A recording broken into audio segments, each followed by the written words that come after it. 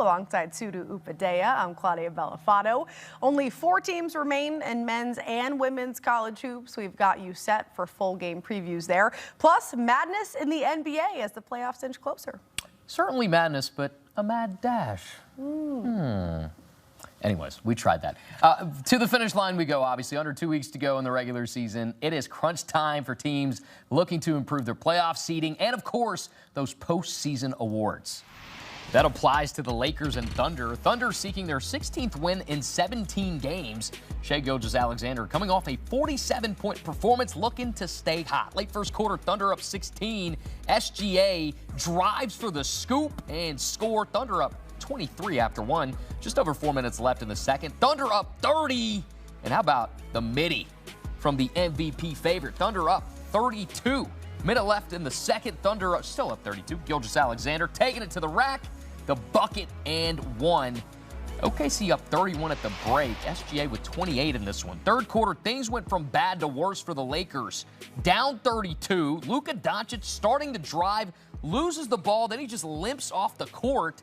He grabs his left leg, goes down. He is visibly in pain while getting checked out. Ended up leaving the game, did not return with a hamstring injury, and he's going to undergo an MRI on Friday. Thunder coast to a 139-96 win. It's the Lakers' largest loss since 2023.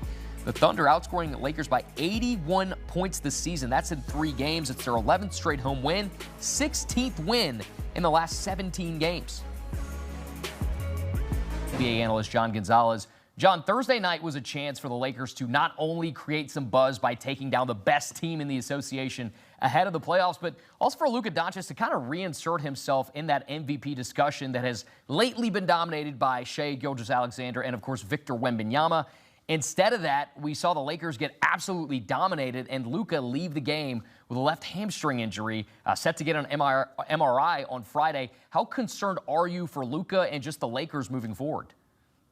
Yes, the answer is yes there, right? I mean, like, that could not have gone worse for the Lakers tonight. Absolutely, they wanted to go into Oklahoma City and show that this run where they had come into tonight winning 16 of their last 18 games, and since the All-Star break, they were amazing, right? They went 15-2 in March. They wanted to go into Oklahoma City and show that their third-place seeding in the Western Conference is legit and that they can compete with Oklahoma City. And the answer was definitively the other way. Oklahoma City dismantled them, and I kind of felt like OKC was really going to come out and play to the fullest extent tonight, because the other night they had to go to overtime against the Pistons without Cade Cunningham. They were missing 4 of their 5 starters. They were scuffling a little bit. And Oklahoma City tonight had their entire team. And I felt like, okay, they know what the Lakers want to do tonight. And they answered, I think, every possible question about how good they are and how much farther ahead they are than the Lakers. And on top of that, as you mentioned, not only did the Lakers get blown out in their worst loss in several years, but on top of that, Luka leaves the game after 20 minutes with a hamstring. And it wasn't one of those where they pull him because they were getting blown out. That was a legitimate situation where he goes to shoot the ball and immediately clutches at his leg. So yes, that's super concerning for the Lakers. Not just how far away you are from actually competing with the Thunder, the defending champions, but whether or not you're going to have your MVP candidate in this race moving forward. Does he sit out the rest of the regular season? Is he going to be healthy for the playoffs? Again, could not have gone worse for the Lakers in Oklahoma City tonight. Spurs also in action on Thursday, but without Wembanyama set out for right ankle injury management. With how things ended up for Luka and the Lakers, it certainly does feel like this is officially a 2-man race between SGA and Wemby, assuming that Wemby does play the next 3 out of 5 to be eligible for postseason honors. In your opinion, though, has Wemby done enough to take the throne from SGA? No, but it's really close, right? I'm going with SGA still. He's the reigning MVP. He's Mr. Clutch. It's his award to lose. They needed 47 from him in overtime the other night against the Pistons. He delivered. He delivered again tonight when they throttled the Lakers. Huge game, right? He always rises to the occasion. But Wemby is so close, and that we're even talking about it this early in his career is really amazing. I mean, he can only miss 3 more games in order to qualify, but the Spurs have been basically unbeatable since February 1. Coming into tonight, they're just 2 games behind Oklahoma City over that period. And that has everything to do with the fact that Victor Wembanyama has been amazing. He's going to be the defensive player of the year if he clears that 65 game threshold. Over the last month, he's averaged, 5 stocks per game? That's steals and blocks combined. Those are cartoon numbers. That is absolutely absurd. But the scary part is over that same stretch, he's also averaging almost a 26.12 rebound double-double. And right now, that's why he's neck and neck with SGA in that MVP conversation. But it is really hard to win MVP, and it's going to happen for Wemby. He's going to win a ton of these things. And I think that if you're Oklahoma City, you're looking at this right now going, let's get SGA that extra MVP. Let's get another chip, because moving forward, it's going to be a lot harder for us with that guy and that team that we're going to have to compete against. But I don't think it's going to happen for Wemby this year. It will eventually, but I'm going to say that it's going to be SGA winning back-to-back. Now, we can't talk about young stars in the NBA without mentioning Anthony Edwards, obviously an all-star year, 3rd leading scorer in the NBA this season. But after missing Thursday's game against the Pistons, Ant is now ineligible for all-NBA honors since he didn't meet that 65-game threshold for awards, which is not only going to affect legacy talk, but this is also going to affect his ability to get paid, John. Is it time to just get rid of this threshold? Is it really helping the league, or is it punishing players who do deserve these honors?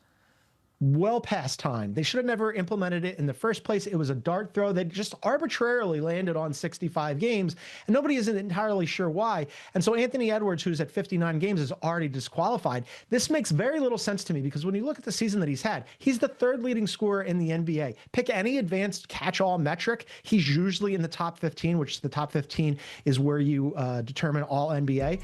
So we're going to say what? If he lands on 59 games or 61 games or whatever, we're really going to make the case that Anthony Edwards is not a top 15 player in the NBA. It's incredibly silly.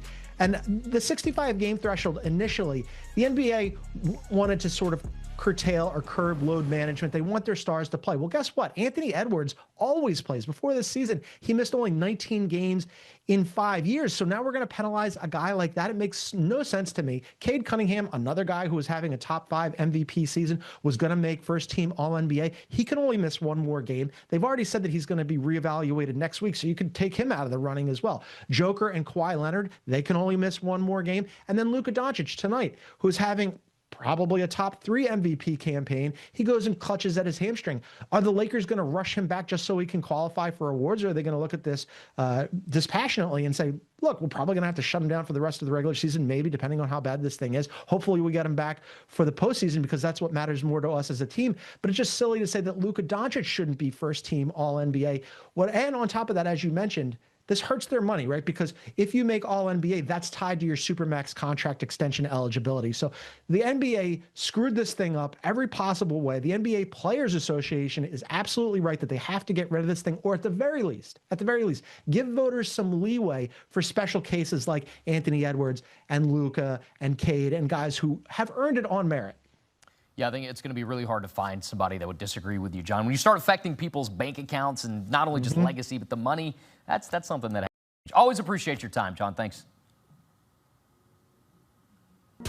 SGA and the Thunder, the favorites to repeat as NBA champs, according to FanDuel Sportsbook. And the story no one saw coming a year after just winning 34 games, the San Antonio Spurs with the 2nd shortest odds to bring home a chip, followed by the Celtics and Cavs. The Lakers, before their loss, plus 3,000 odds. After Luka's injury,